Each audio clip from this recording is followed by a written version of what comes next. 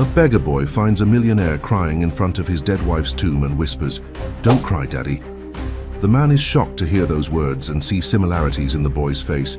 He decides to investigate, and what he discovers will surprise you. If this story interested you, subscribe to our channel, don't forget to like this video, and tell us which city you're watching us from. We'll keep going. The autumn wind whispered through the cypress trees as Alexander Morgan stood alone in the garden of memories, his expensive Italian shoes sinking slightly into the damp grass. His tall figure, usually commanding and confident in the boardrooms of New York's highest towers, seemed somehow diminished against the backdrop of marble monuments and carefully tended flowers. The carefully pressed suit that had cost more than some people's monthly salary couldn't hide the slight tremor in his shoulders as he placed a bouquet of white roses before Sarah's final resting place. "I should have been there more," he whispered, his voice barely audible above the rustling leaves. The words felt hollow, inadequate against the weight of everything left unsaid during their 15 years of marriage. Each visit to this peaceful garden was a reminder of his failures, of all the dinner dates cancelled for business meetings, of all the vacations postponed for urgent deals, of all the moments lost to the relentless pursuit of success. The late afternoon sun cast long shadows across the garden, painting everything in shades of gold and amber. Alexander traced his fingers over the cool marble, remembering Sarah's last smile, the way she had tried to tell him something important that final morning, but he had been too busy checking his phone, too preoccupied with a merger that now seemed meaningless. "Mr. Morgan," a soft voice interrupted his reverie. Alexander turned to find James, his driver, standing respectfully at a distance. "Sir, the board meeting is in 30 minutes. Alexander nodded, his jaw tightening.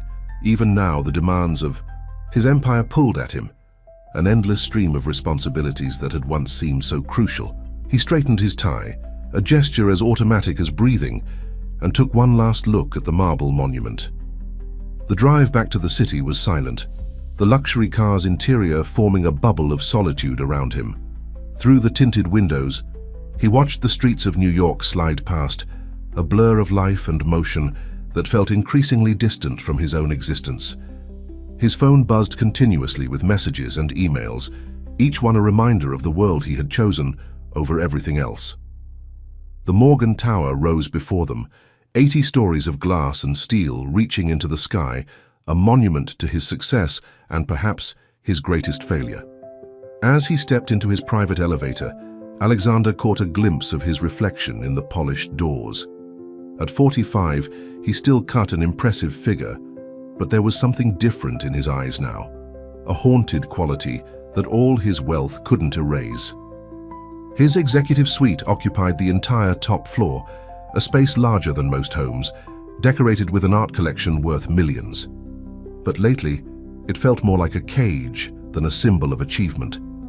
He moved to the floor-to-ceiling windows, looking out over the city he had helped shape. The view that had once filled him with pride now only emphasized his solitude. The board meeting passed in a blur of presentations and projections. Alexander went through the motions, making decisions worth millions with the same detachment he now felt toward everything. His colleagues noticed the change in him, the way his legendary focus had shifted, but none dared to mention it. As the sun set over Manhattan, casting long shadows between the skyscrapers, Alexander remained in his office. The cleaning staff had long since finished their rounds, and the building had fallen into that peculiar silence that only comes in the hours between day and night. He sat at his desk, surrounded by the trappings of success, feeling more lost than he ever had when building his empire from nothing. A soft knock at his door startled him from his thoughts. "Mr. Morgan?" His assistant's voice was hesitant.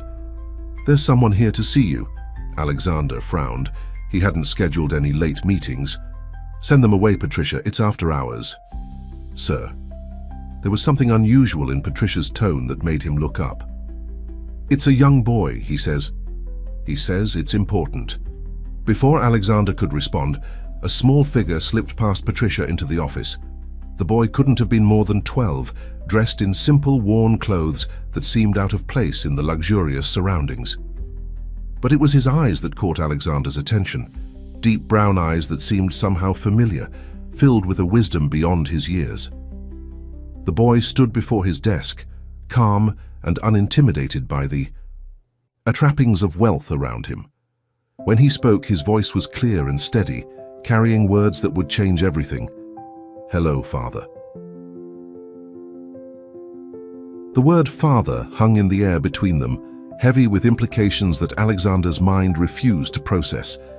He stared at the boy, taking in features that now seemed to shift and change before his eyes, revealing traces of Sarah he had somehow missed at first glance. The shape of the nose, the curve of the cheeks, the determined set of the jaw. It was like seeing a ghost materialize from his memories. "That's impossible," Alexander finally managed, his voice barely above a whisper. There must be some mistake. But even as he spoke the words, something deep within him recognized their hollowness. The boy's eyes, Sarah's eyes, held him with an unwavering gaze that seemed to look straight through his defenses. Patricia still stood in the doorway, uncertain whether to stay or go. Alexander waved her away with a trembling hand, not taking his eyes off the young figure before him. As the door closed softly behind her, the silence in the office grew thick with unspoken questions. "My name is Thomas," the boy said, his voice steady despite the magnitude of the moment. "And I've been watching you for a while now." He moved closer to the desk, his movements carrying a peculiar grace that reminded Alexander painfully of Sarah. "Mom told me about you before she had to go away." Alexander's legs felt weak. He sank back into his chair, his mind racing through memories, searching for signs he might have missed. "Sarah never told me," he began, but the words trailed off as realization began to dawn. That last morning, the way she had tried to tell him something important, the letter she had started to mention before he had cut her off with a phone call. Thomas pulled a worn envelope from his jacket pocket. "She left this for you. I was supposed to wait longer, but..." He paused, glancing around the vast office with its view of the glittering city. "I couldn't watch you suffer alone anymore." With trembling fingers, Alexander took the envelope. He recognized Sarah's handwriting immediately, the elegant slope of the letters, the way she crossed her T's with a slight flourish. The paper felt worn, as if it had been handled many times, though the seal remained unbroken. "How long have you known?" Alexander asked, his voice hoarse. "All my life," Thomas replied simply. "Mom made sure I knew who you were, even if we couldn't be together. I grew up with stories about you. Not the businessman everyone knows, but the man she fell in love with, the one who used to dream about changing the world." Alexander's throat tightened. He remembered that version of himself, the young entrepreneur, full of ideals and passion, before success had slowly transformed him into something harder, more focused on profits than people. Sarah had loved that younger version of him, had believed in his dreams even when they meant sacrificing their time together. "Where have you been all this time?" The question came out more sharply than he intended, tinged with the pain of lost years. "With Aunt Claire, Mom's cousin, in Boston." Thomas moved to the window, looking out at the city with a contemplative expression that seemed far too mature for his age. "She's taken good care of me, but Mom always said there would come a time when you would need me more than I needed to. Stay hidden." Alexander stood, moving to join Thomas at the window. The city stretched out before them, a glittering tapestry of lights that had once represented everything he thought he wanted. Now standing beside this boy, his son, it all seemed somehow less important. "Why now?" he asked softly. Thomas turned to look at him, and in that moment, Alexander saw not just Sarah's features, but something of himself as well. The same determination, the same intensity he had once possessed before success had dulled its edges. "Because," Thomas said, "everyone deserves a second chance at family, even billionaires who've forgotten how to live." He held out his hand, a gesture so simple yet filled with possibility. "Will you take that chance, Father?" The question echoed in the vast office, carrying with it the weight of past mistakes and future possibilities.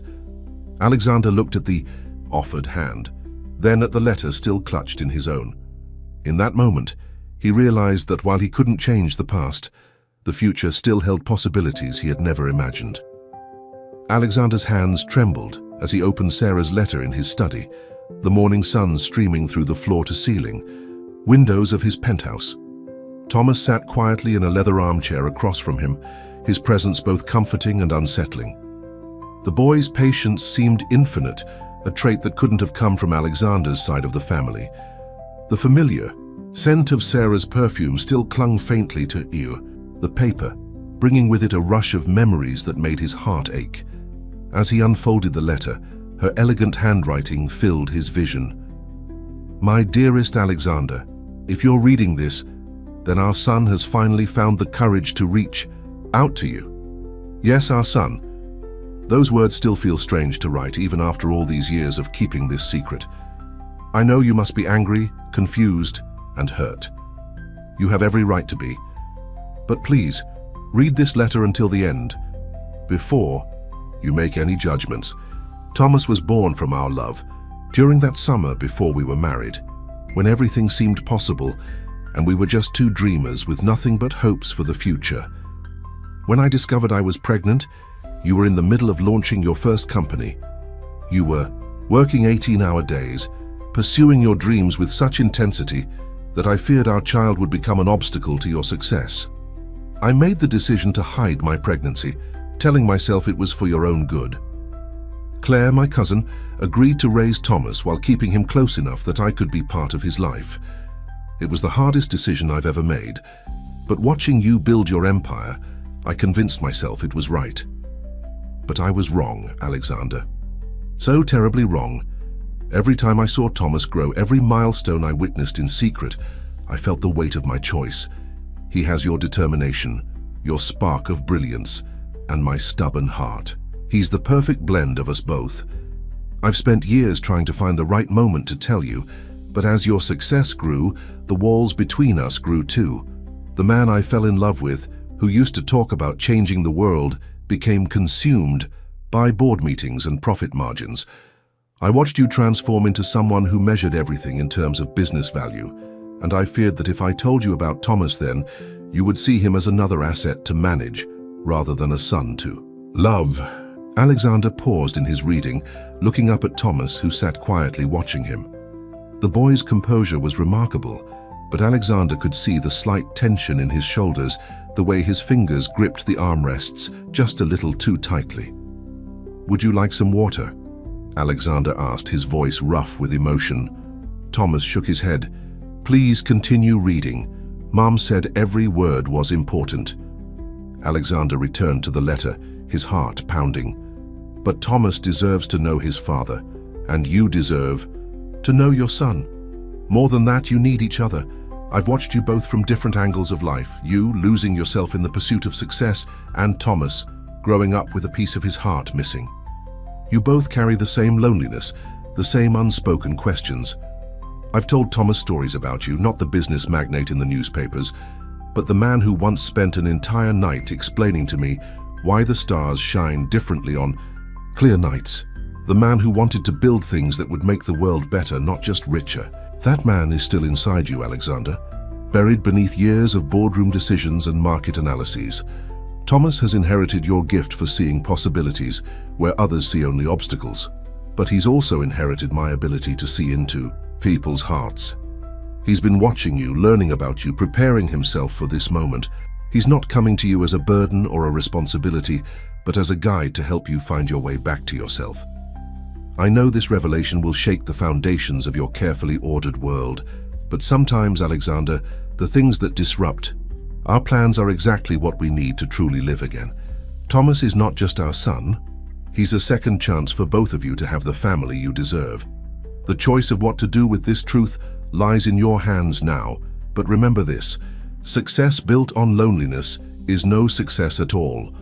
The empire you've built means nothing if there's no one to share it with, no one to remind you why you started building in the first place. Alexander's vision blurred as he read the last lines of Sarah's letter.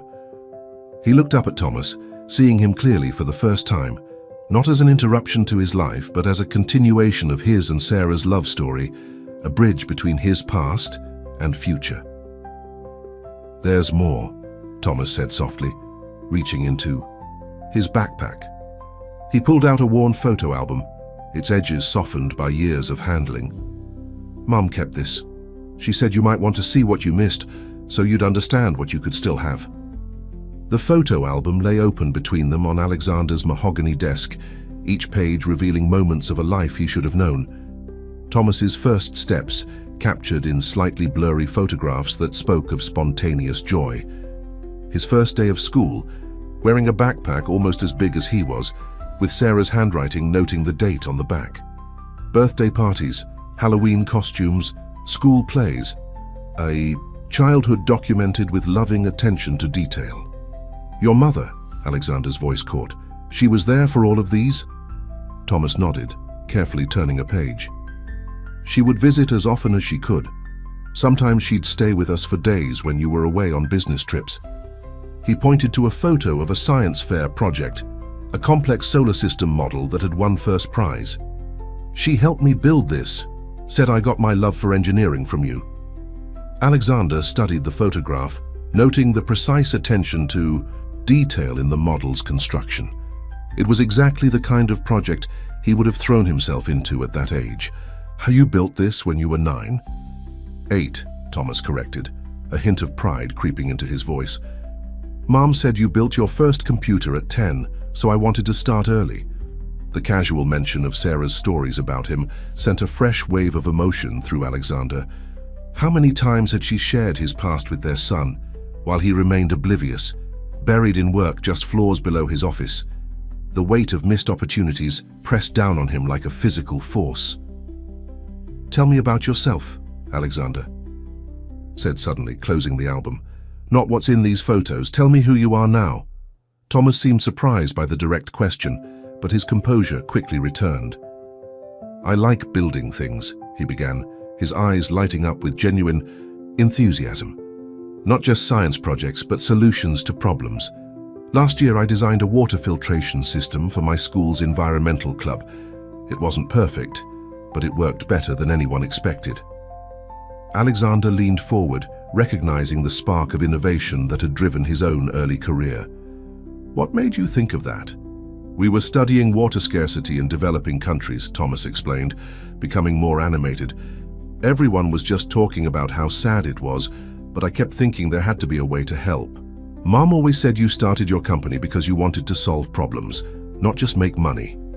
The mention of his company's origins struck Alexander like a physical blow. He had indeed started with the goal of creating sustainable technology solutions. But somewhere along the way, profit margins had become the primary measure of success. When had he lost sight of his original mission? "Would you like to see my latest project?" Thomas asked, reaching for his backpack again. He pulled out a worn notebook filled with detailed sketches and calculations. "I'm working on a solar-powered charging system for mobile devices. It's still mostly theoretical, but I think it could work." Alexander accepted the notebook, scanning the pages with growing amazement. The designs were rough, but showed remarkable insight for a 12-year-old. More than that, they reminded him of his own early notebooks, filled with dreams of changing the world through innovation. "These are impressive," he said softly, turning the pages with care. "Have you shown these to anyone else?" Thomas shook his head. "Just Aunt Claire, but she doesn't really understand the technical stuff. Mum used to..." He paused, swallowing hard. "She used to say I should wait to show you until we met. She said you'd understand." The simple faith in that statement hit Alexander hard. Sarah had maintained his image as a mentor and innovator to their son, even as he had lost sight of those qualities himself.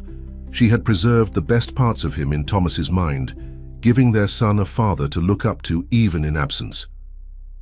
"I would like to understand," Alexander said carefully, closing the notebook. Perhaps we could look at these designs together. I have some experience in solar technology that might be helpful." The smile that broke across Thomas's face was like sunshine after rain, transforming his serious expression into something that reminded Alexander painfully of Sarah's joy when she was truly happy. "Really? You mean it?"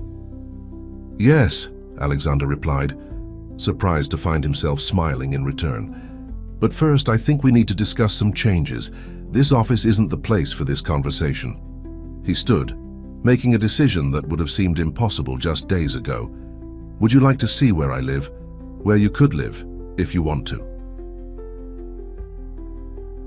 The elevator ride to Alexander's penthouse was silent, filled with the gentle hum of machinery and unspoken questions. Thomas stood close to the glass wall, watching the city shrink beneath them as they ascended to the top of Morgan Tower. His reflection in the polished surface showed none of the awe most people expressed when seeing the view for the first time. Instead, his eyes held a thoughtful intensity that reminded Alexander of board meetings and critical decisions. "Your mother," Alexander began, then paused, choosing his words carefully. "Did she ever tell you why I built this tower?" Thomas turned from the view, his expression curious. "She said it was your dream to have the tallest building in the city."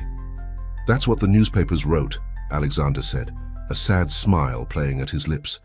"The truth is, I built it because Sarah once mentioned how beautiful the sunset looked from high places. I wanted to give her the best view in New York." He touched the glass gently. "I spent so much time making sure the building was perfect, I forgot why I was building it in the first place." The elevator doors opened directly into the penthouse foyer, revealing a space that managed to be both imposing and somehow empty. Floor-to-ceiling windows offered a panoramic view of Manhattan, while modern art pieces worth millions adorned the walls. Yet there was something sterile about the perfection, as if the space were more showroom than home. "It's very clean," Thomas observed diplomatically, his eyes taking in the minimalist furniture and spotless surfaces. Alexander laughed, the sound surprising even himself. "That's one way to put it. I haven't changed anything since." He caught himself, redirecting the conversation. "Would you like to see something special?" He led Thomas through the main living area to a door that seemed oddly out of place among the modern decor. It was solid wood, intricately carved with patterns of leaves and vines. Alexander's hand hesitated on the handle before he pushed it open, revealing a room that could have belonged in another house entirely. Unlike the stark modernity of the rest of the penthouse, this room was warm and lived in. Bookshelves lined the walls, filled with well-worn volumes ranging from classic literature to scientific journals. A comfortable reading chair sat beside a window, a hand-knitted throw draped across its back. On the desk, family photos shared, space with half-finished sketches and engineering diagrams. "This was your mother's study," Alexander said softly. "I haven't changed anything in here. Sometimes I come in just to..." He trailed off, moving to the desk and picking up one of the sketches. "She was brilliant, you know. She had degrees in both environmental science and architecture. She used to joke that she could design buildings that would save the world." Thomas moved to stand beside him, examining the sketch. It showed a building, design unlike anything in the current skyline. Organic curves blending with practical functionality, covered in vertical gardens and solar panels. "Mom showed me some of her designs," he said. "She said they were too ahead of their time." "She was right about that," Alexander replied, setting the sketch down carefully. "The board thought her ideas were too expensive, too risky. I should have fought harder for them." He turned to Thomas, his expression serious. "But maybe it's not too late. Would you like to see something else she designed?" Alexander moved to a filing cabinet in the corner, pulling out a large roll of blueprints. As he spread them across the desk, Thomas's eyes widened. The drawings showed a comprehensive plan for transforming Morgan Tower into an environmental innovation center, complete with renewable energy systems, urban farming spaces, and educational facilities. She finished these just before Alexander swallowed hard. She called it the Morgan Legacy Project.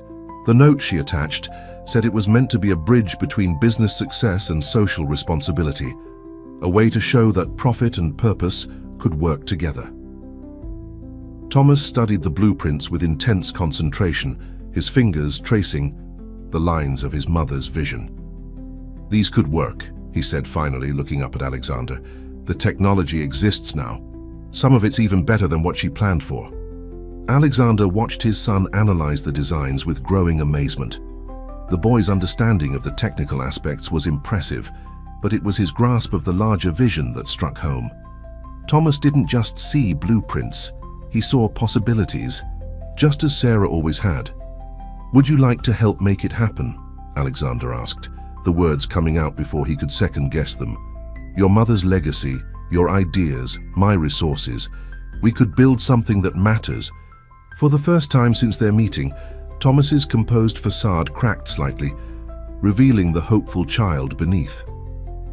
"You mean work together? Actually build it?"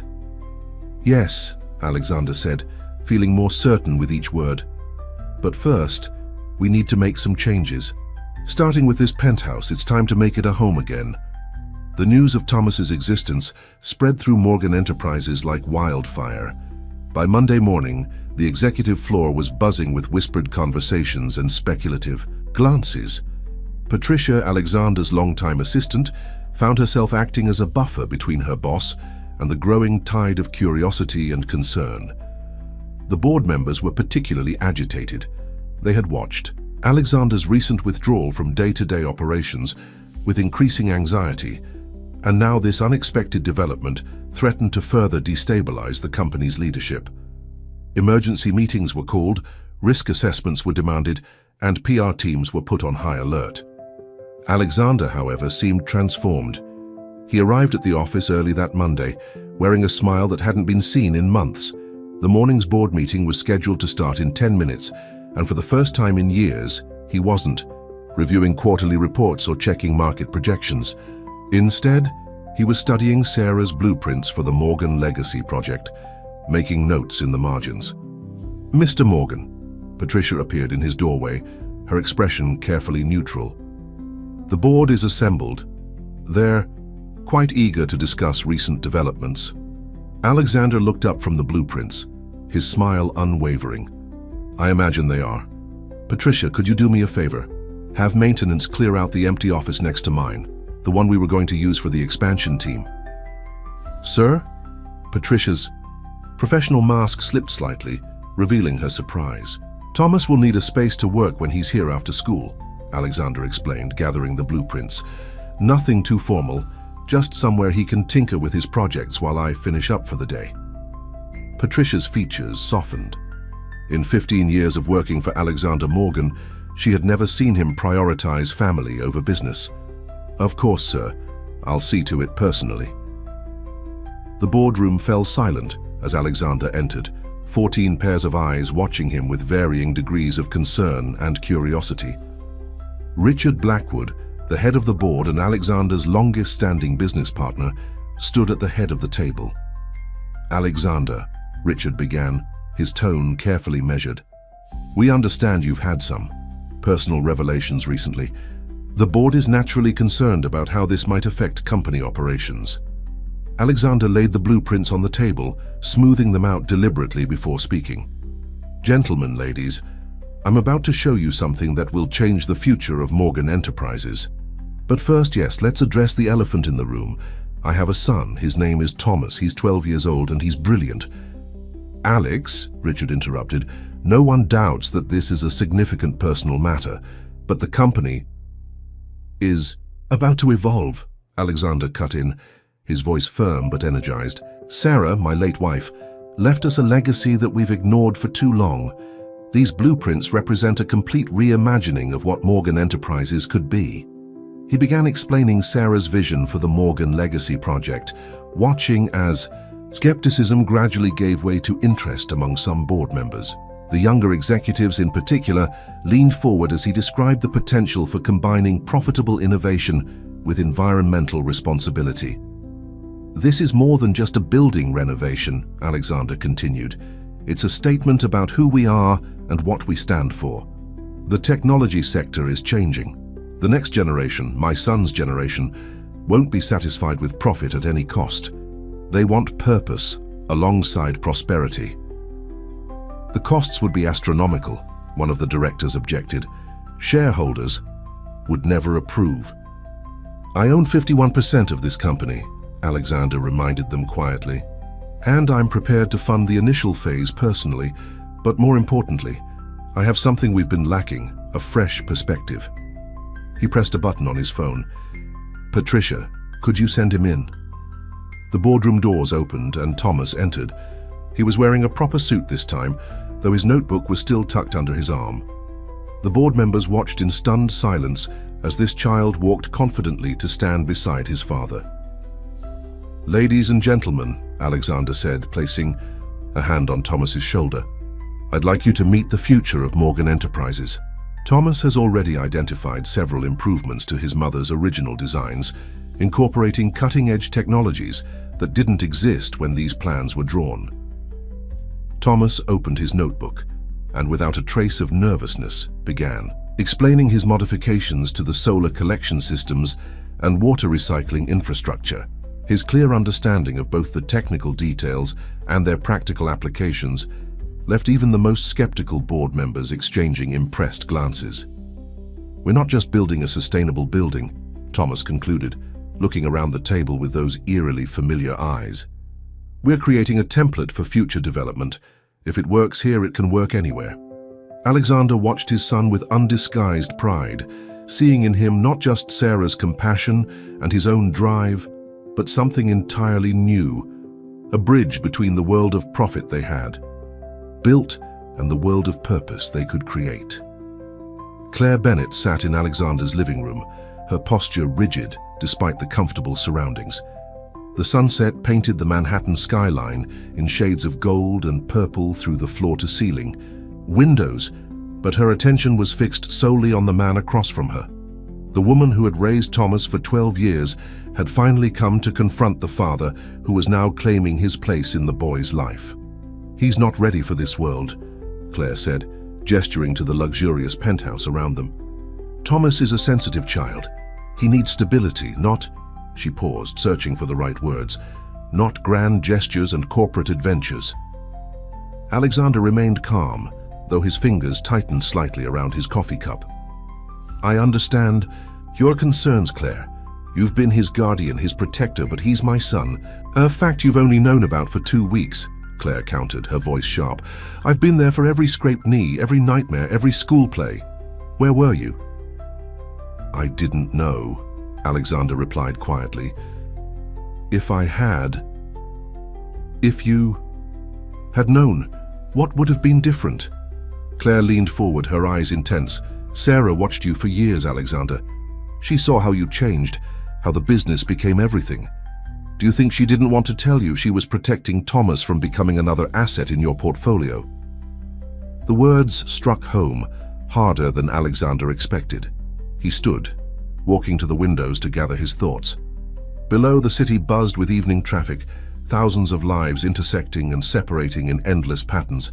Somewhere down there, Thomas was in his new office, working on his latest project, completely unaware of this conversation.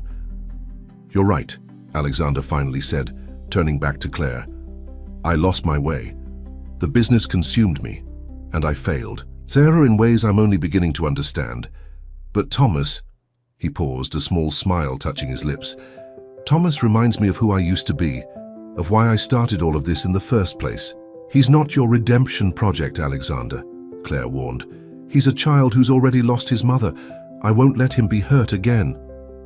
"No," Alexander agreed, surprising her. "He's not a project. He's my son, and he's teaching me more than I could ever teach him. Did you know he's already improved on Sarah's environmental systems? The board was impressed enough to approve initial funding for the legacy project." Claire's expression softened slightly. "He showed me his notebooks. I never understood half of what he was designing, but his enthusiasm, it reminded me of Sarah. He has her heart," Alexander said softly, "and her vision. But he also has something I lost along the way, the ability to see beyond profit margins to real purpose." A knock at the door interrupted their conversation. Patricia entered, looking apologetic. "I'm sorry to interrupt, Mr. Morgan, but Thomas is asking for you. He says he's made a breakthrough with the solar collection system." Alexander looked at Claire, a question in his eyes. She stood, smoothing her skirt with practiced precision. "Go," she said, her voice carrying a mix of resignation and hope. "But remember what I said. He's not just an heir to your empire, Alexander. He's a boy who needs a father. Would you like to come with me?" Alexander offered. "See what he's working on?" Claire hesitated, then nodded. Together, They took the elevator down to Thomas's office.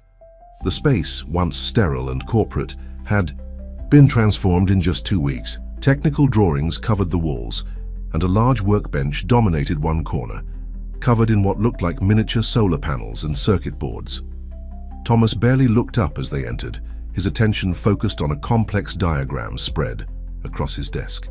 "Dad, I figured it out," he exclaimed, still drawing. "If we adjust the angle of the panels seasonally and incorporate these new photovoltaic cells, we can increase efficiency by at least 30%. Claire watched as Alexander moved to stand behind his son, examining the drawings with genuine interest. The boy's excitement was infectious, and even she had to admit there was something special happening here. Thomas was flourishing in ways she hadn't expected. "Show me," Alexander said, pulling up a chair. As Thomas launched into a detailed explanation, Claire noticed something she hadn't seen before: the way they mirrored each other's gestures, the shared intensity in their eyes when discussing technical details, the natural flow of their conversation. She slipped out quietly, leaving father and son absorbed in their work. In the elevator, she pulled out her phone and looked at the last message Sarah had sent her. "When the time comes, trust that love will find its way." Maybe, Claire thought, Sarah had seen something in both of them that was only now coming to light. The Morgan Tower cafeteria fell silent as Alexander walked in with Thomas for lunch, an unprecedented event that sent ripples of surprise through the corporate hierarchy. The CEO had never been seen in the employee dining area before, preferring his private dining room or business lunches at exclusive restaurants. Thomas, carrying his own lunch bag that Claire had packed, seemed oblivious to the attention. He chatted animatedly about his morning's work, his voice carrying across the suddenly quiet space. "The maintenance team showed me the building's current solar array. It's so inefficient, Dad. We could triple the output with just a few modifications." They settled at a table near the window, ignoring the stares and whispers around them. Alexander found himself oddly enjoying the break from protocol. "Tell me more about these modifications," he said, unwrapping his own sandwich. Another. First for the CEO, known for his fine dining habits. A young woman approached their table, clutching a tablet to her chest. Her badge identified her as Emily Chen, Environmental Systems Engineer. "Excuse me, Mr. Morgan," she began nervously. "I couldn't help overhearing. I've actually been working on some similar modifications to the solar array design." Instead, of dismissing her as most employees would have expected, Alexander gestured to an empty chair. "Please join us. Thomas would love to hear your ideas." The tension in the cafeteria began to dissolve as other employees watched this unexpected scene unfold. Emily pulled up her designs on her tablet, and soon she and Thomas were deep in discussion about energy efficiency and sustainable design. "See? This part here?" Thomas pointed to a section of Emily's drawings. "That's similar to what Mom designed for the original building, but you've improved the collection matrix." Emily's eyes widened. "Your mother designed the original system, but that was revolutionary for its time. We still use some of those principles in modern installations." Alexander watched the exchange with growing interest. He had hired Emily 2 years ago, but had never actually spoken with her. Now he discovered she had been developing exactly the kind of innovations they needed for the legacy project. "Emily," he interrupted their technical discussion, "how would you like to join the legacy project team? We could use someone with your expertise." The young engineer stared at him in shock. "The legacy project? But I'm just a junior engineer." "You're exactly what we need," Thomas said earnestly. "Your ideas about thermal energy storage could solve our nighttime efficiency problems." More employees had begun drifting toward their table, drawn by the unusual scene and the animated discussion. A maintenance supervisor named Jim offered insights about the building's current systems. An accounting intern nervously suggested ways to track the project's environmental impact in financial terms. Alexander sat back, watching as his son naturally drew people into the conversation, breaking down the hierarchical barriers that had always defined corporate culture. Thomas didn't see titles or positions. He saw ideas and possibilities. "Mr. Morgan?" A voice interrupted his thoughts.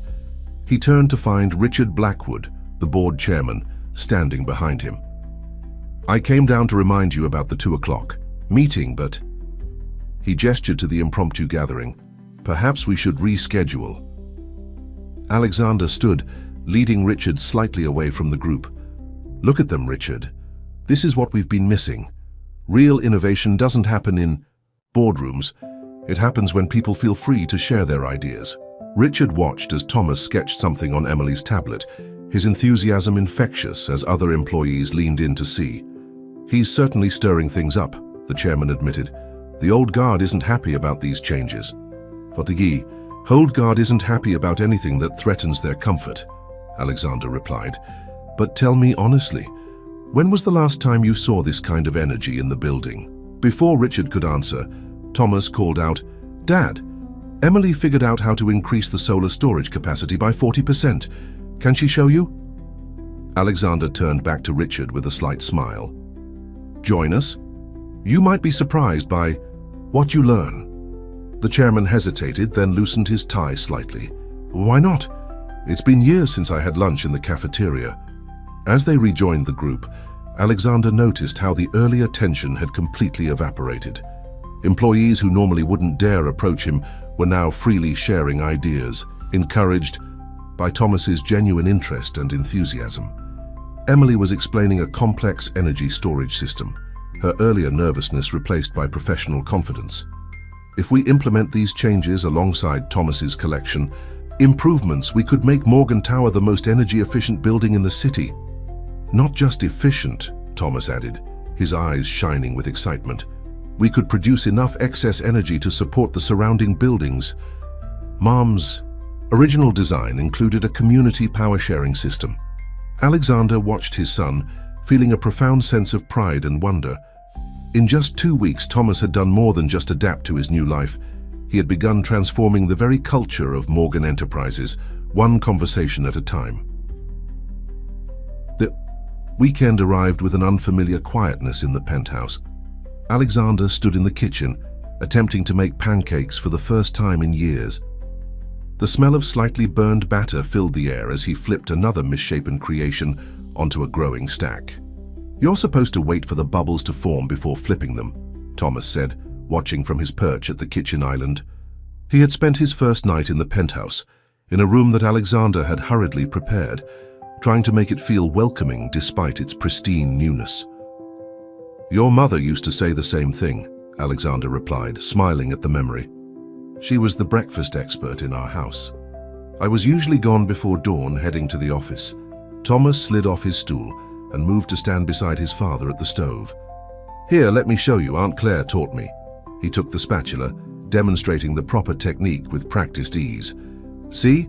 Wait for the bubbles, then flip gently." Alexander watched his son cook, noting how confident he seemed in the kitchen. It was yet another aspect of Thomas's life he had missed, another skill learned without him. "What else did Aunt Claire teach you?" "Lots of things," Thomas said, sliding a perfectly golden pancake onto a plate. "She said everyone should know how to take care of themselves, no matter how much money they have. She taught me to cook, do laundry, even basic sewing." The mention of Claire brought a thoughtful expression to Alexander's face. Their conversation from earlier in the week still weighed on his mind. "She's done an amazing job raising you." Thomas paused in his cooking, looking up at his father. "She did her best, but she always told me stories about you and Mom, about how you used to be before." He trailed off, uncertain how to continue. "Before I lost my way?" Alexander suggested gently. Thomas nodded, returning to the pancakes. "She has all these photos of you and Mom when you were younger. There's one where you're both sitting on the hood of this old car looking at the stars. Mom's laughing, and you're pointing at something in the sky." Alexander's heart clenched at the memory. "The meteor shower. We drove hours to find a dark spot outside the city. Your mother insisted we bring a telescope, but we ended up just lying there watching the stars fall. Why did you stop doing things like that?" Thomas asked, his voice careful but curious. Alexander moved to the window, looking out at the city he had helped shape. Success is like quicksand sometimes. The more you achieve, the more it pulls you in. Every deal led to another deal, every project to a bigger project.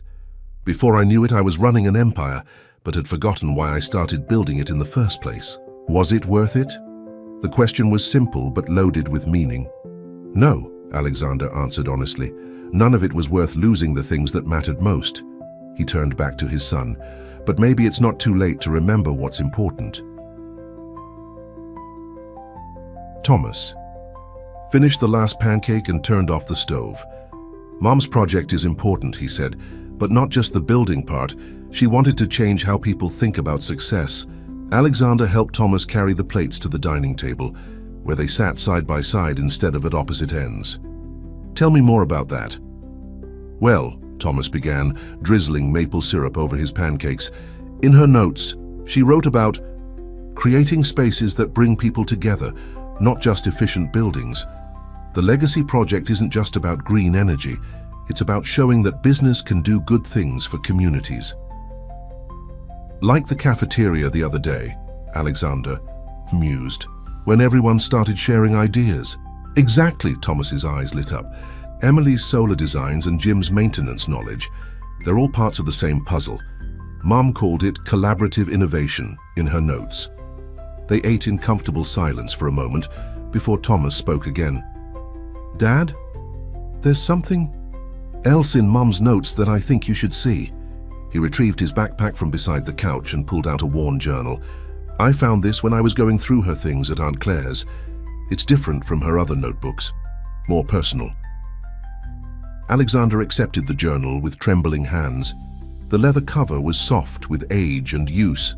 The pages filled with Sarah's familiar handwriting. As he opened it, a photograph slipped out. The very one Thomas had mentioned, of him and Sarah watching the meteor shower. She wrote about that night, Thomas said softly. About how you both made wishes on the falling stars. She wished for a family that would change the world together. Alexander traced the edge of the photograph with his finger. I wished for success, he admitted. I promised her I'd build something meaningful, something that would last. He looked up at his son, seeing Sarah's hope and his own determination reflected in those eyes. I just didn't understand what meaningful really meant until now. Thomas smiled, a gesture so like his mother's that it made Alexander's heart ache. Maybe that's why Mom kept all her designs, even when you were too busy to look at them. She knew someday you'd remember. Remember what? That the biggest dreams aren't about buildings or money, Thomas said, quoting from the journal. They're about the people we love and the difference we make together. The Morgan Enterprises quarterly shareholders meeting was traditionally a formal affair, held in the company's grand conference center with strict protocols and predictable presentations. But this quarter was different. Alexander had insisted on holding it in the building's newly renovated atrium, where the first phase of the Legacy Project was already taking shape. Shareholders and board members mingled uncomfortably in the transformed space, where construction scaffolding was draped with living walls of vertical gardens. Emily Chen stood beside a detailed holographic display of the new solar collection system, while Jim and his maintenance team demonstrated the practical applications of the sustainable technologies being implemented. This is highly unconventional, Richard Blackwood muttered to Alexander as they watched the crowds gather. The old guard is already nervous about the changes. This might push them over the edge. Good, Alexander replied calmly. It's time they were pushed out of their comfort zones. Where's Thomas? As if on cue, Thomas emerged from behind the holographic display, tablet in hand. He was dressed in a suit that matched his father's, but with sneakers that Claire had insisted he be allowed to wear. Everything's ready, he reported. Emily's presentation is loaded and the energy efficiency demonstrations are set up. Alexander smiled at his son's professional demeanor. In the month since Thomas had entered his life, the boy had shown an remarkable ability to bridge the world of childhood and corporate responsibility. Remember, he said softly, you don't have to do this if you're not comfortable. Thomas squared his shoulders. Mom would want her project explained properly. I can do this. The meeting began with traditional financial reports, but the setting made even dry statistics seem different. Shareholders found themselves sitting on sustainable bamboo chairs, surrounded by growing things, while natural light streamed through new solar-collecting windows. When it was time for the legacy project presentation, Alexander stepped up to the podium.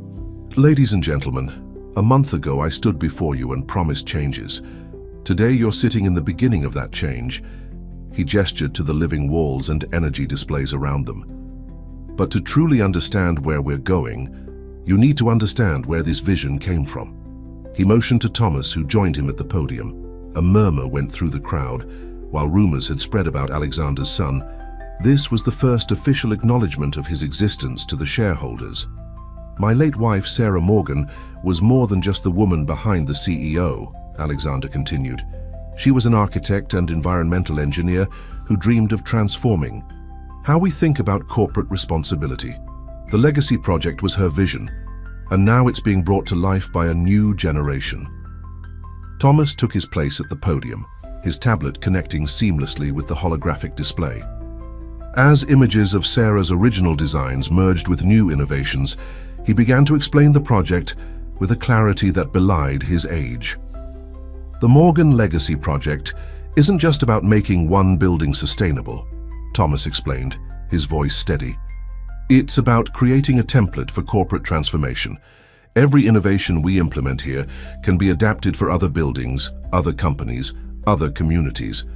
He walked the shareholders through the technical aspects, but also emphasized the human element, how the changes were already affecting employee morale and productivity, how the community engagement programs were creating positive publicity, how the sustainable systems would provide long-term cost savings. In the middle of his presentation, a shareholder interrupted. "This is all very impressive, but the costs are already showing returns," Emily stepped in, pulling up real-time data from the first phase of implementations. "The new solar array has reduced our energy costs by 23% in just 3 weeks. The living walls are improving air quality and reducing HVAC loads. And the community power sharing initiative has generated positive press worth millions in advertising value." Alexander watched as Thomas and Emily tag-teamed the presentation, addressing concerns with data and demonstrating solutions with practical examples. The shareholders' skepticism began to shift to interest, particularly when Jim's team showed the actual cost savings from the new systems. "But the most important return," Thomas concluded, pulling up a final image, the photograph of his parents, watching the meteor shower, "isn't measured in dollars. Mom used to say that true legacy isn't about what we build, but about how we inspire others to build on our foundations." The room fell silent as the image hung in the air, young Alexander and Sarah full of dreams and hope, before success had complicated everything. Then, surprisingly, applause began to spread through the atrium.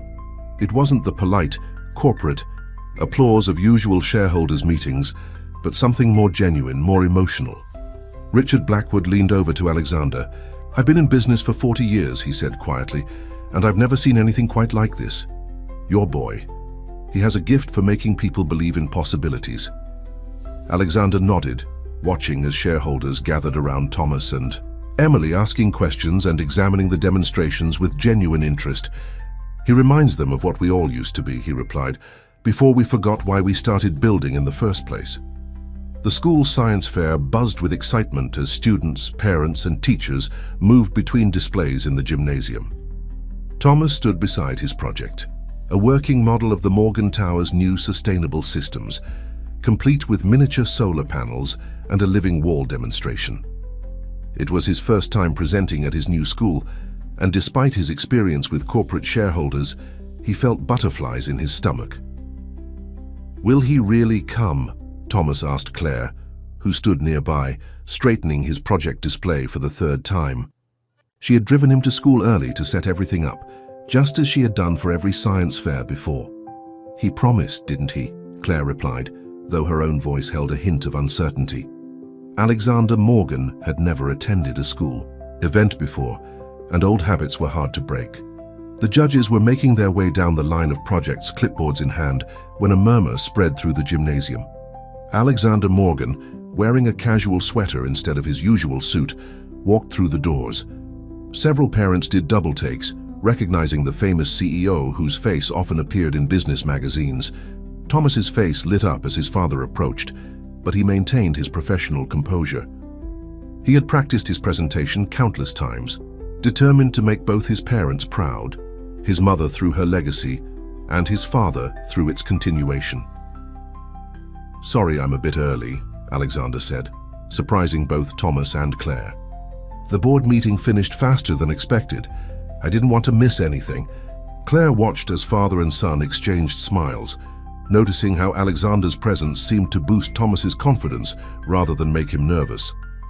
The boy launched into his presentation as the judges approached, explaining how the miniature systems in his model reflected the actual implementations happening in Morgan Tower.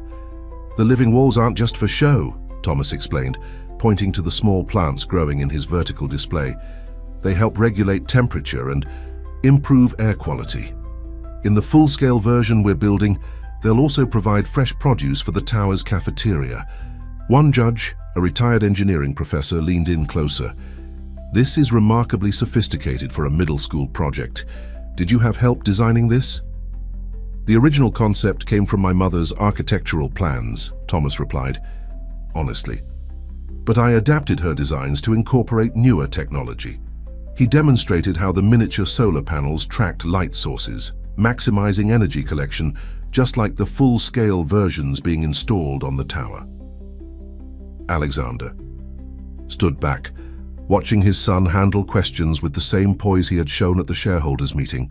But here, surrounded by his peers and their simple volcano models and battery experiments, Thomas seemed more relaxed, more his age.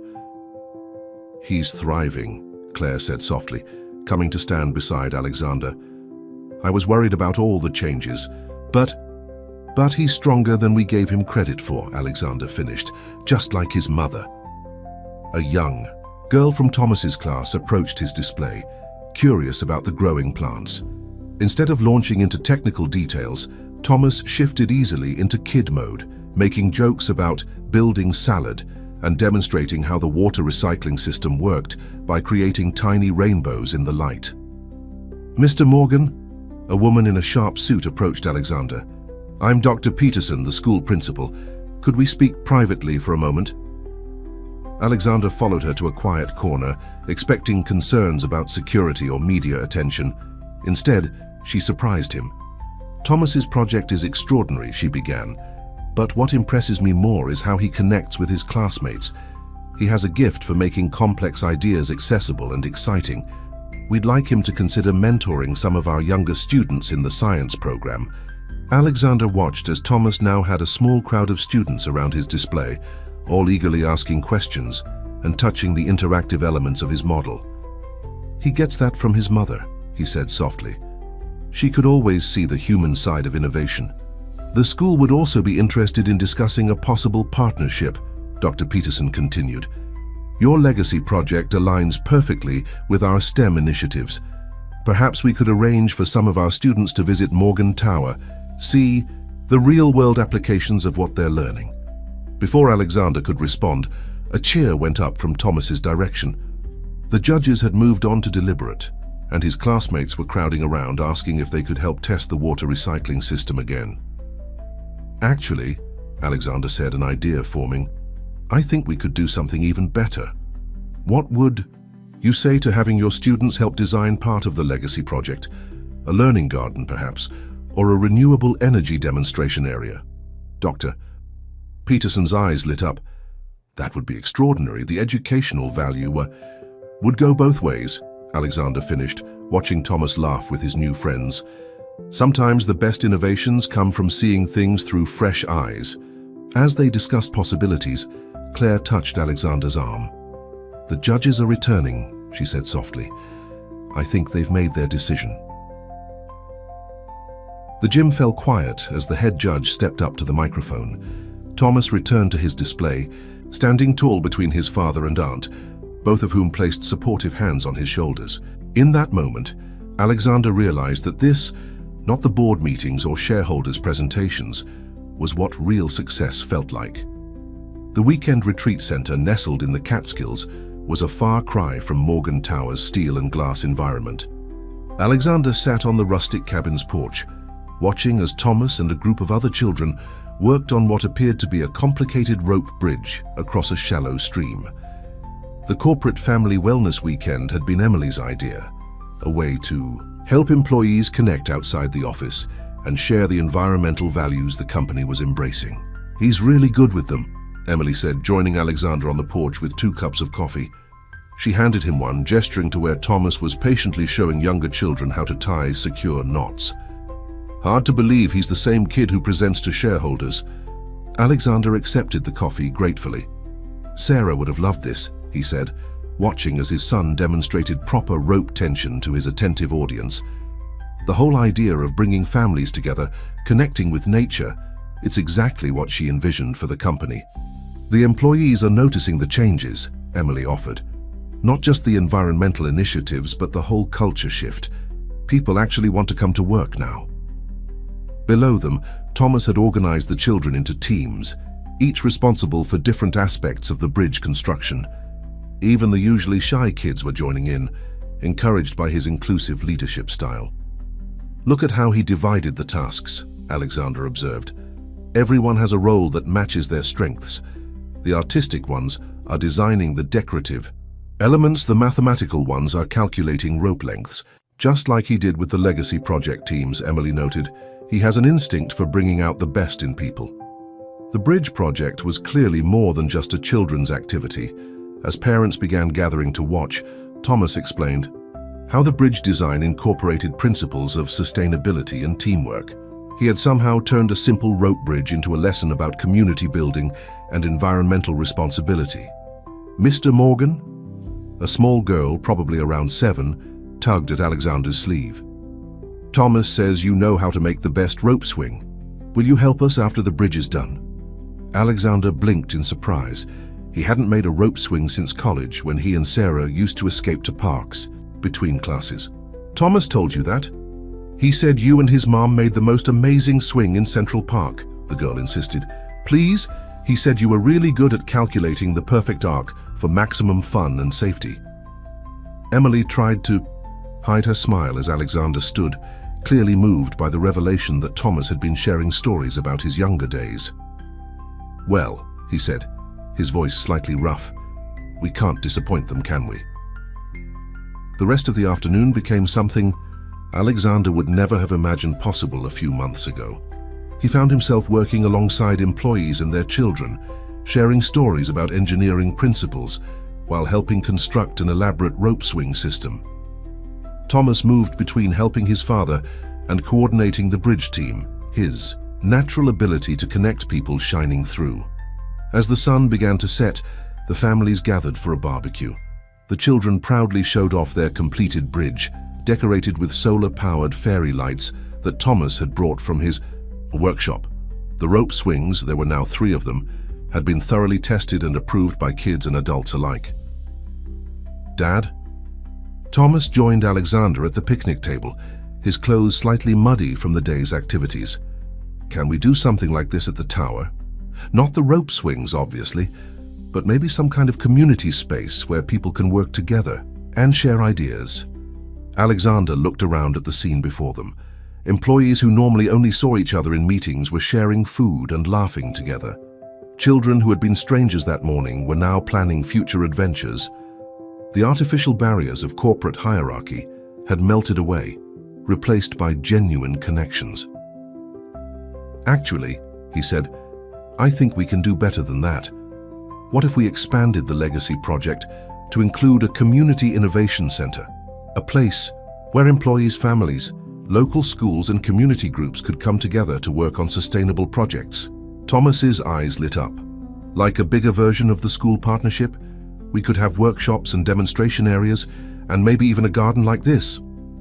"Your mother's original plans included something similar," Alexander remembered. "She called it the heart of innovation, a space where business and community could grow together." Emily, who had overheard their conversation, joined them. "The atrium renovation is almost complete," she said. "With some modifications, we could incorporate a community space into the next phase."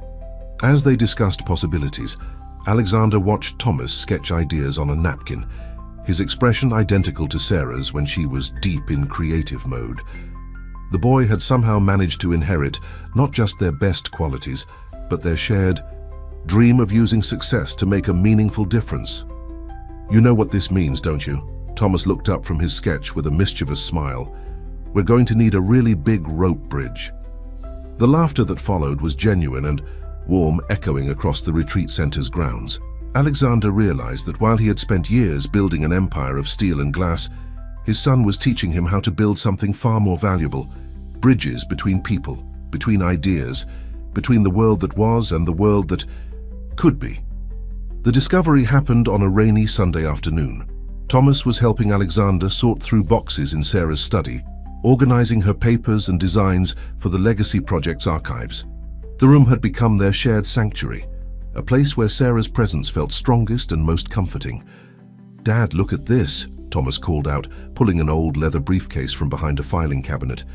The case was covered in dust, but still intact, its brass clasps tarnished but functional. "I've never seen this before." Alexander crossed the room, his heart skipping a beat as he recognized the briefcase. "That was your mother's thesis project case. She carried it everywhere during our last year of college." He ran his fingers over the worn leather. "I can't believe she kept it all these years." Together they placed the briefcase on Sarah's desk.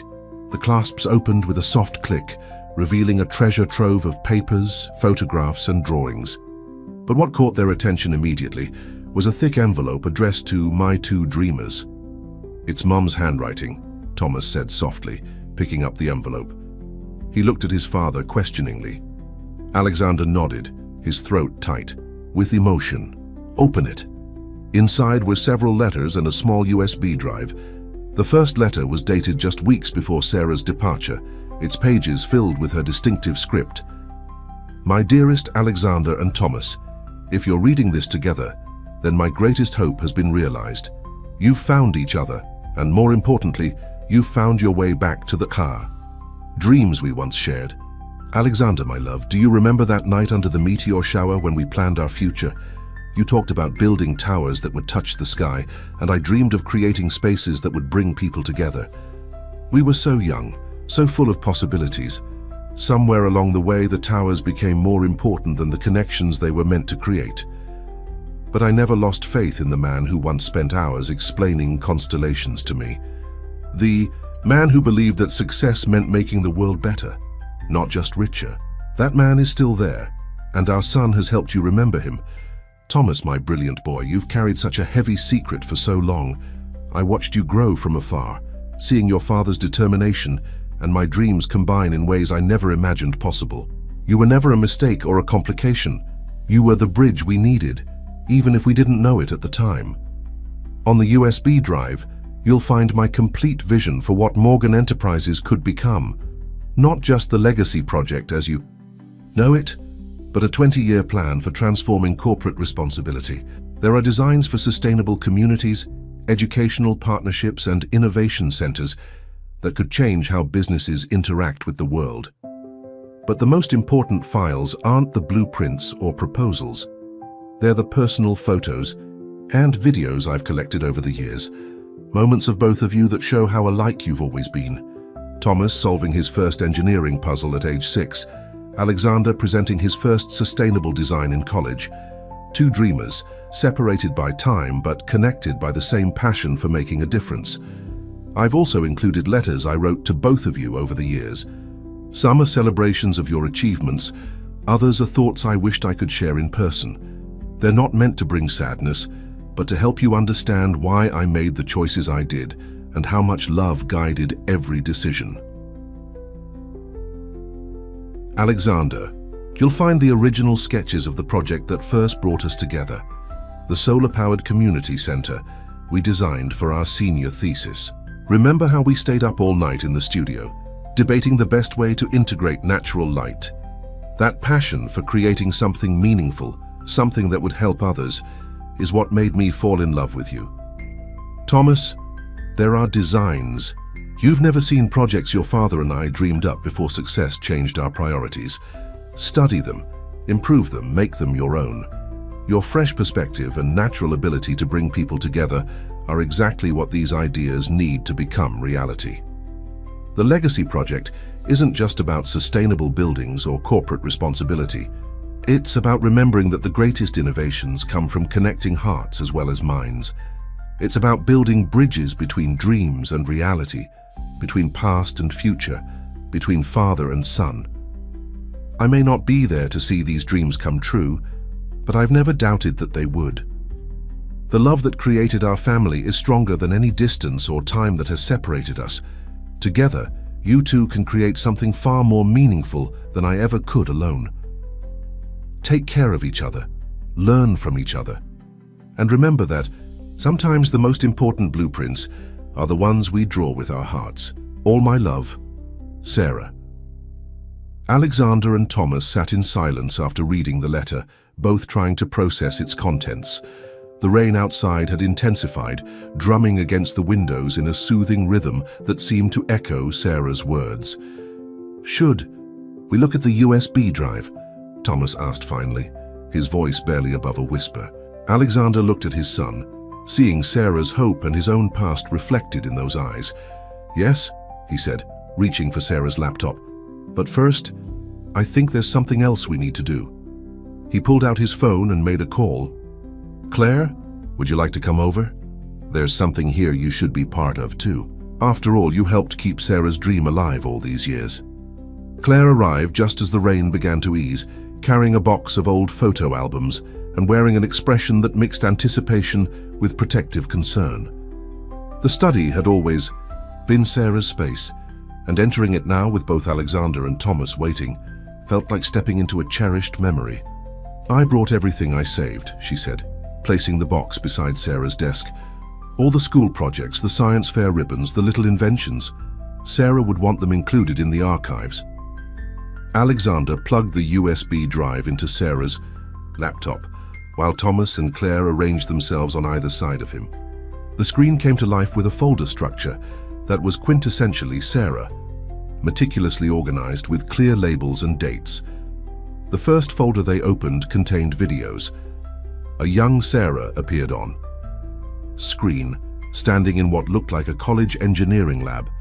She was explaining a solar panel design to someone off camera, her hands moving animatedly as she described energy conversion rates and environmental impact. "I filmed that," Alexander said softly. "It was our first project together in advanced sustainable design. She completely transformed my understanding of environmental engineering that semester." They clicked through more videos. Sarah and Alexander at graduation, both wearing medals for academic excellence. Sarah presenting their community center design to a panel of professors. A much more recent video showed Thomas at age 7, carefully explaining his first solar-powered toy car to Claire's camera. "Mom was there that day," Thomas remembered suddenly. "I didn't know it then, but she was the visiting friend who helped me fix the wiring." Claire nodded, wiping away a tear.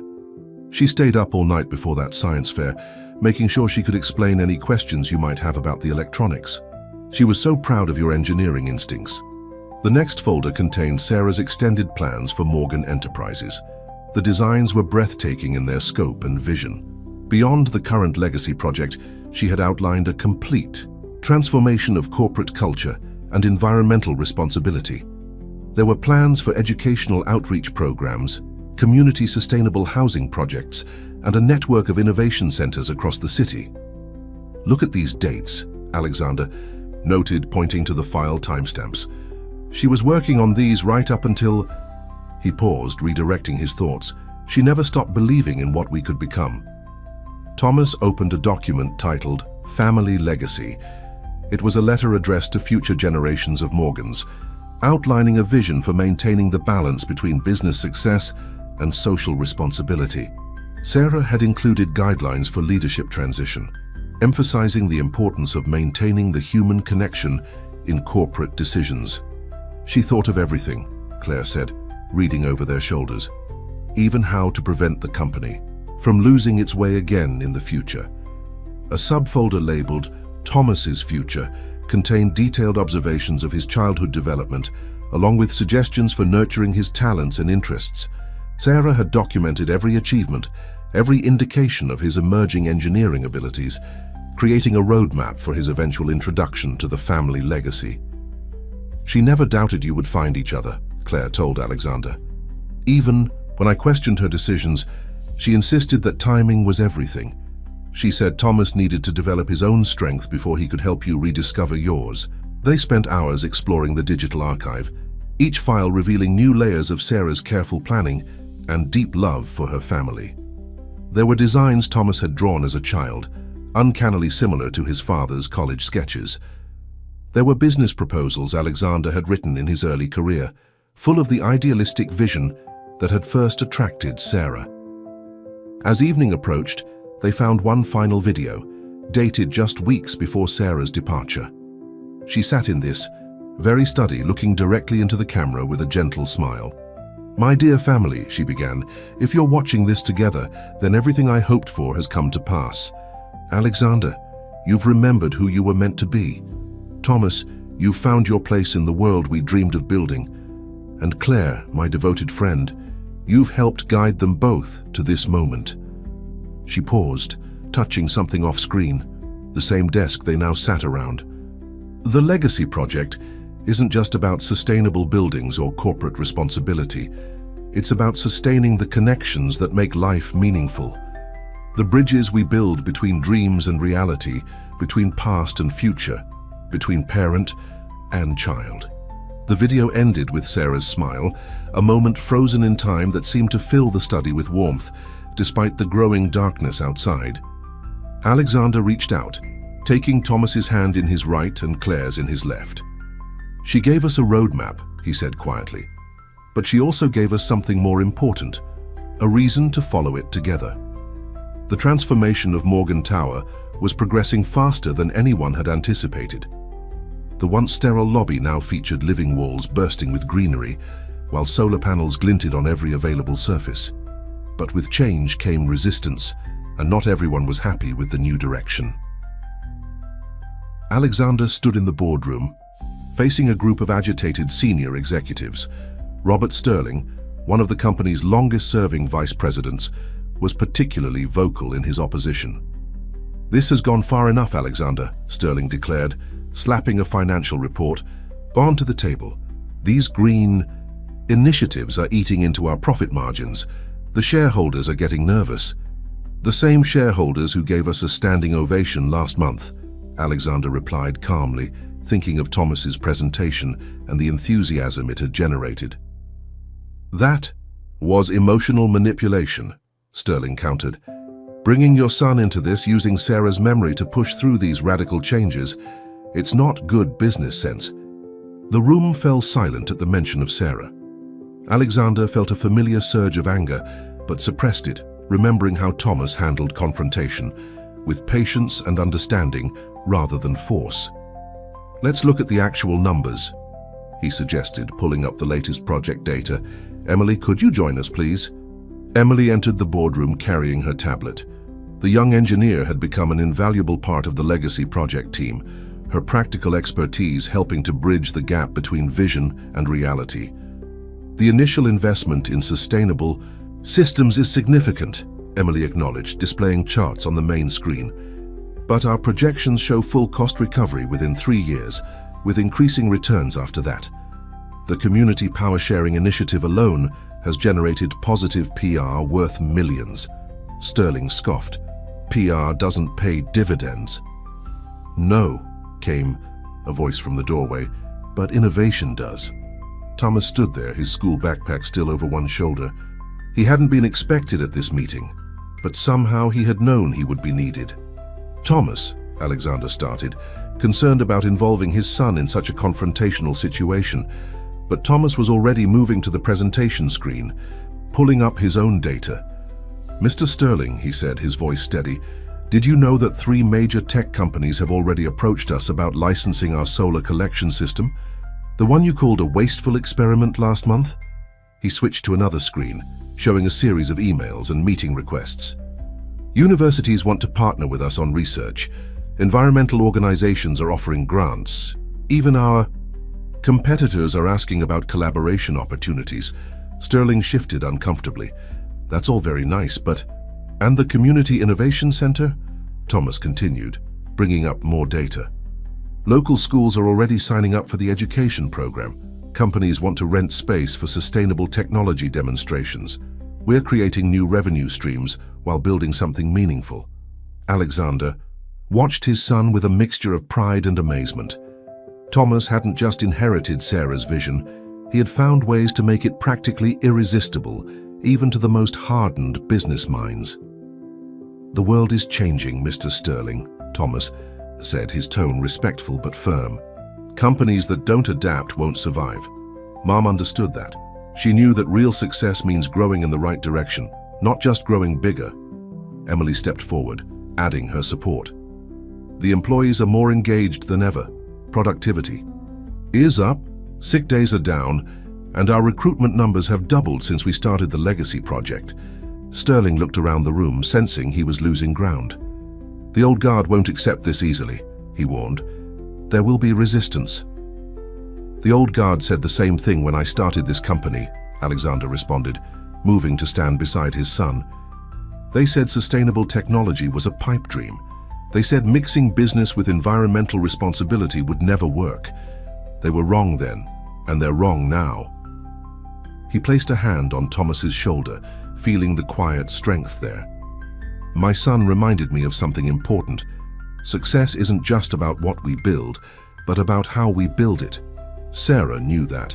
She left us a blueprint for a better way of doing business, and we're finally brave enough to follow it." The room fell silent as Sterling gathered his papers. "This isn't over," he said, heading for the door. "The board will have more questions, and we'll have answers," Thomas replied confidently. "Real ones backed by data and results. Mum taught me that the best way to handle doubt is to build something so obviously right that even the skeptics have to believe in it." After Sterling left, Emily began clearing away the presentation materials.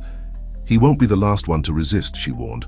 "No," Alexander agreed, "but maybe that's not a bad thing. Opposition makes us prove our case more thoroughly, build our solutions more carefully." Thomas was already at the whiteboard, sketching out new ideas. "What if we invited the skeptics to help design the next phase?" he suggested. "Let them see the process from the inside, understand the benefits firsthand." Alexander smiled, recognizing Sarah's gift for turning opponents into allies. "You know what? That's exactly what your mother would have suggested." The Community Innovation Center was scheduled to open in 2 weeks, and the pressure was mounting. Construction crews worked around the clock to complete Sarah's vision, transforming the lower floors of Morgan Tower into a space that blended learning, technology, and natural beauty. But as the deadline approached, unexpected complications arose.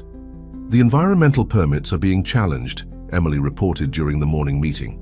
"Sterling's group has filed objections about the rooftop garden and community access areas."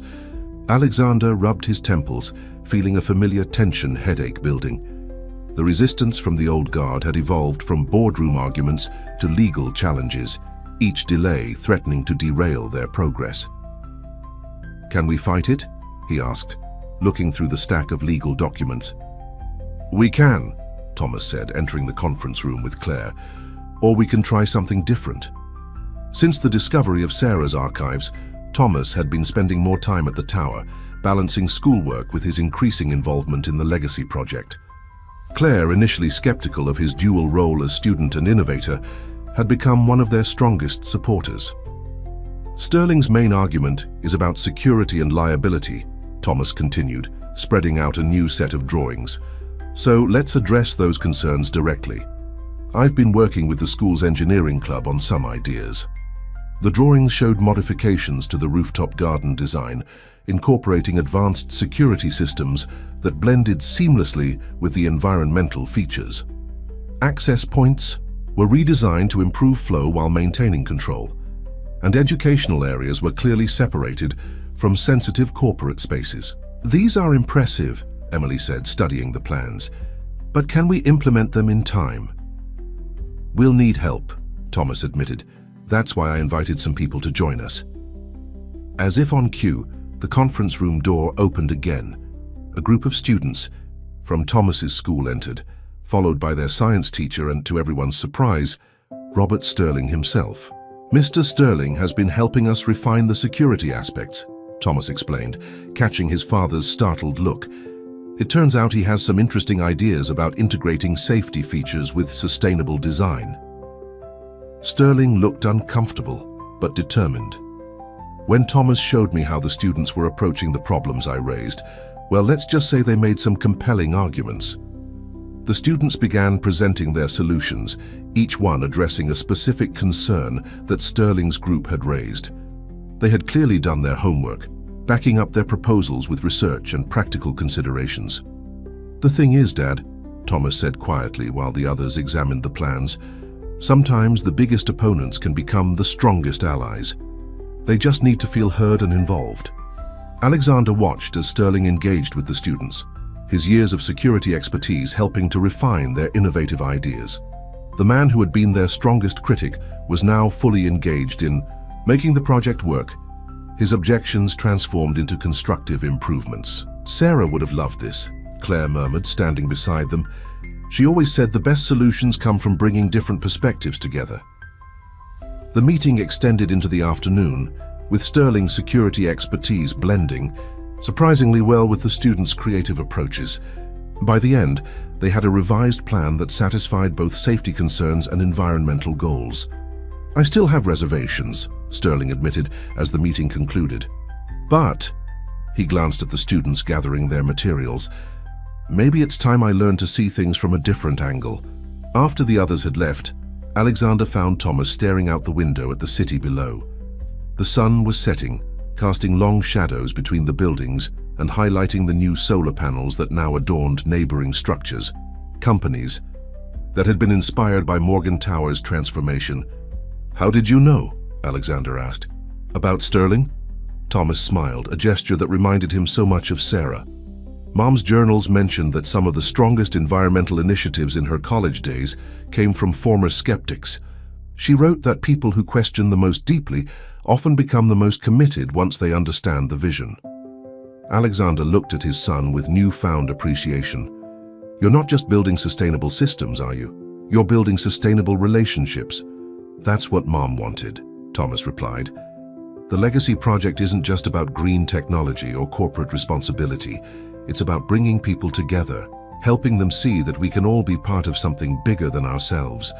As they stood together watching the city lights come on, Alexander realized that Sarah's greatest legacy wasn't the building plans or environmental systems.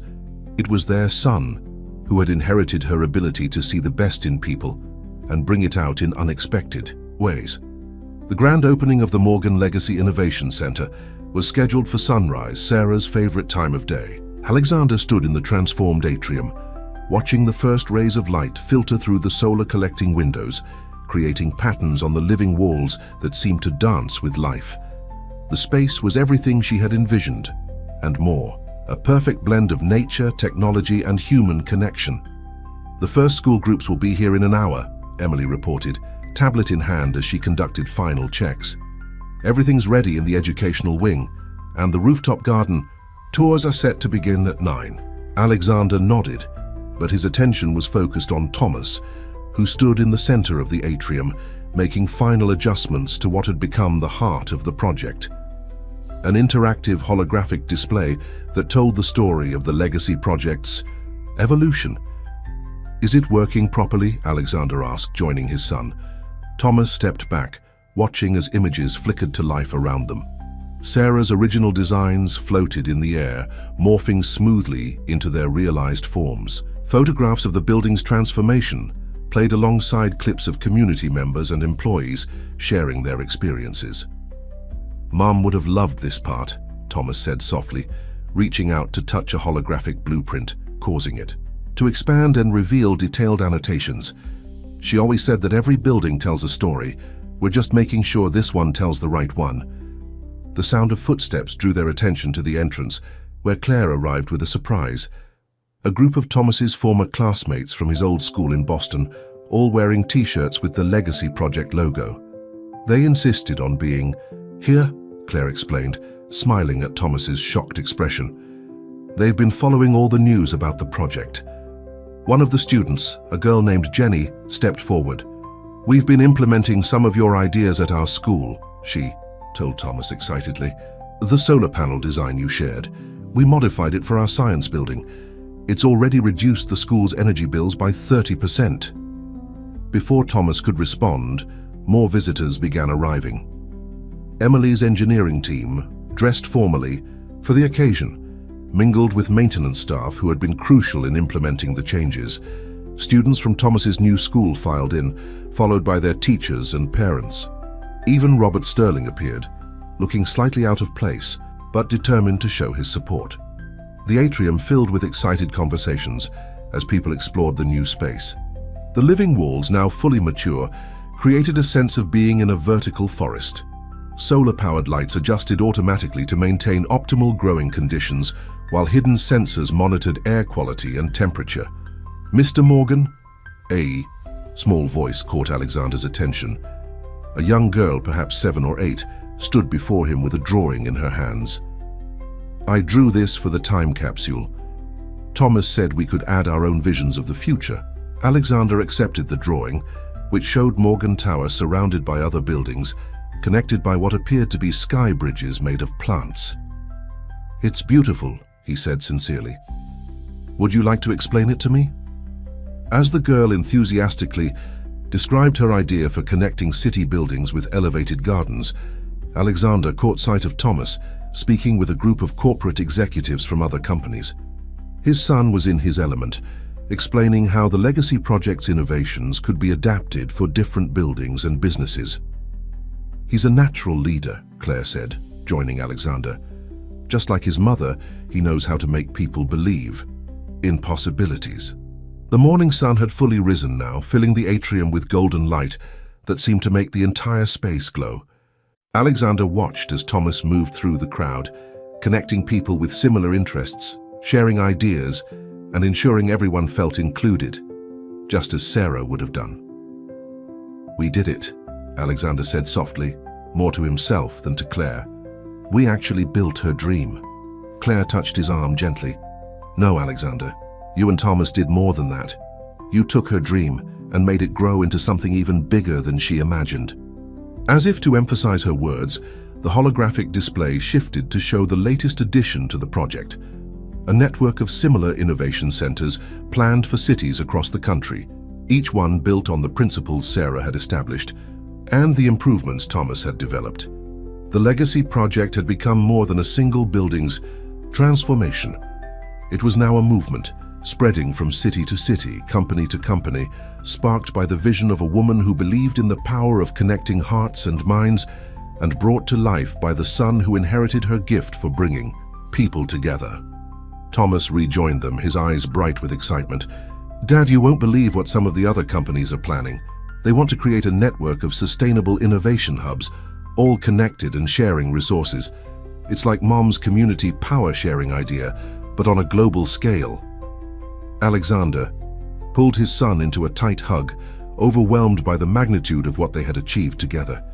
"She would be so proud of you," he whispered, "of all of this." Thomas hugged him back, then stepped away with a familiar, determined expression. "It's almost time for the official opening," he said. "Are you ready?" Alex